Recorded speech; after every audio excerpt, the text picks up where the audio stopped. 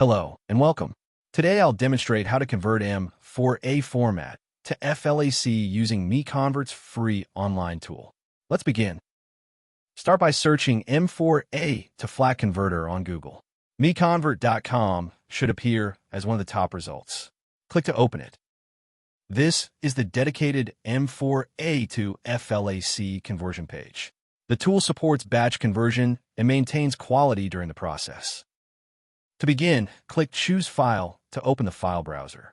Locate your M4A file, select it, and confirm by clicking Open. The file has been loaded successfully. You can verify the file name and size here. When ready, click Convert Now to proceed. The conversion engine is processing your file. The progress indicator shows the current status. Please wait a moment. Excellent.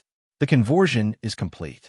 Click Download to save the resulting FLAC file to your local drive. Thank you for watching. For more file conversion tools, visit MiConvert.com. Please subscribe to our channel for future tutorials.